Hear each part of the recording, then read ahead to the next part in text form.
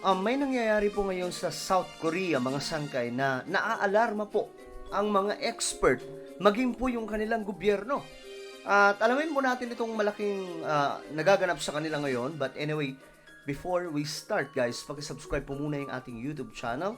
Ayan po sa baba ng video na to, may makikita po kayong subscribe button dyan.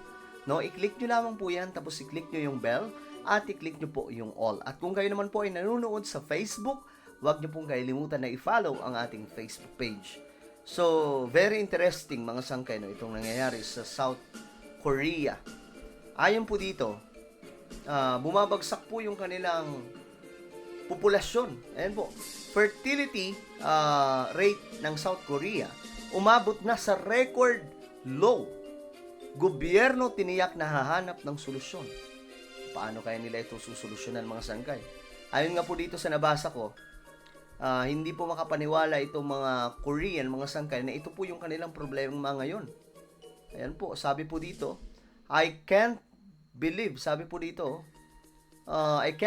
that not having children is the current situation in Korea.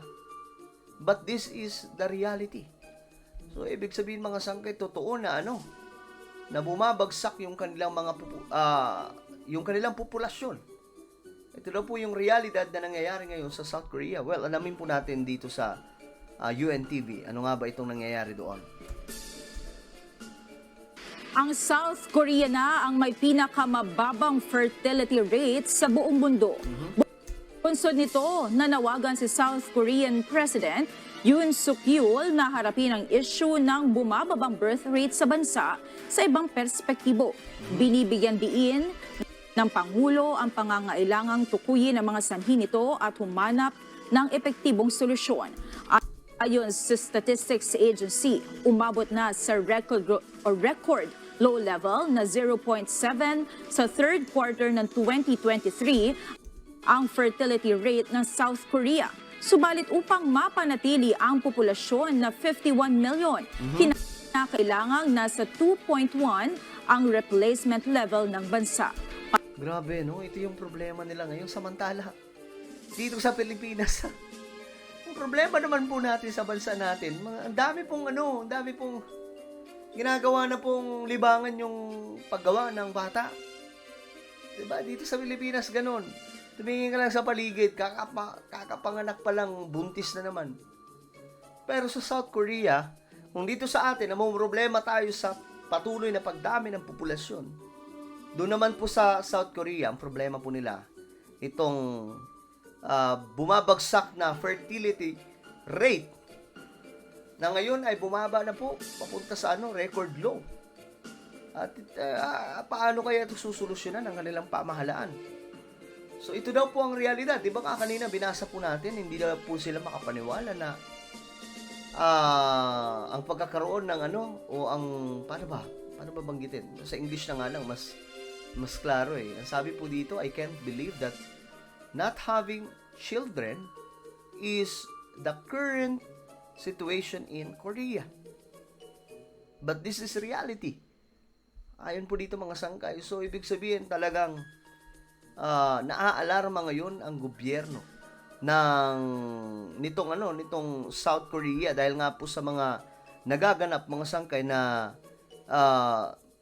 posibleng bumagsak ang kanilang populasyon. Mayroon po silang numero na kinakailangan mapanatili mga sangkay ang kanilang population. Ngayon, ito, bumagsak po yung kanilang fertility rate na umabot na po sa record low. Patuloy na nakakakita ang South Korea ng pagbagsak ng bilang ng mga bagong panganak kahit na naglaan ang pamahalaan ng $200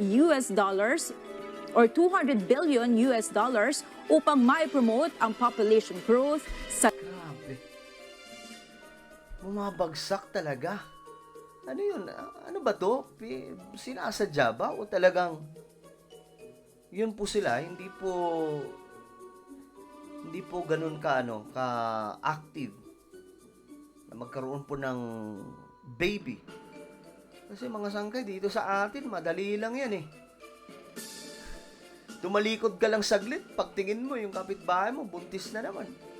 Pero sa kanila mga sangkay, hirap na hirap po sila. Magkakaiba po talaga tayo ng mga problema no? Sa Pilipinas, hindi problema yan. Ang problema naman po natin dito, sobrang daming, nako, mga sangkay, sa pinanggalingan ko ang lugar, grabe, parang pabrika ng mga bata, parang, alam niyo yun mga sangkay, mahirap na nga po tayo, pero, mas marami pa pong anak kaysa sa pangarap, diba?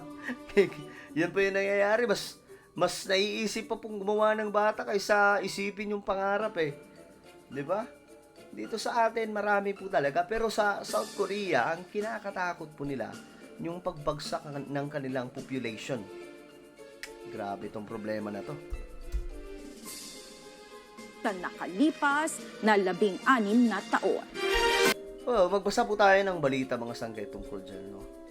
Ito, South Korea expects it's already world's lowest fertility rate to keep falling. Pambihira. Paano nangyari ito?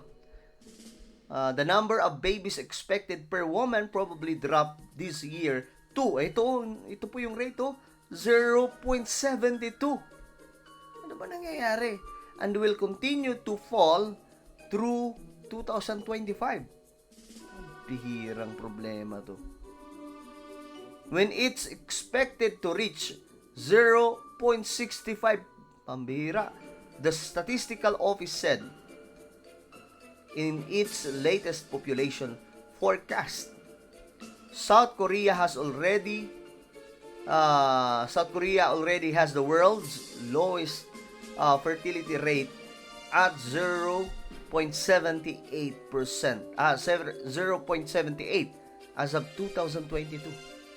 So ngayong 2022, 0.78. Ngayon naman, 0.72. At posible pa daw pong umabot sa 0.65. Palala ng palala ang situation, mga sangkay.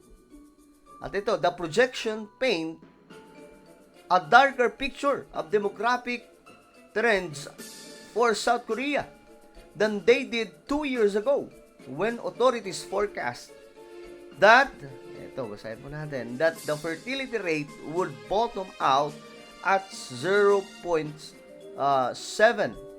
in 2024 before rising again. Bumabagsak. Kakaiba tong problema na to. Sa mga expert dyan, no? Sa mga expert, sana mga nakakapanood dyan ng mga expert.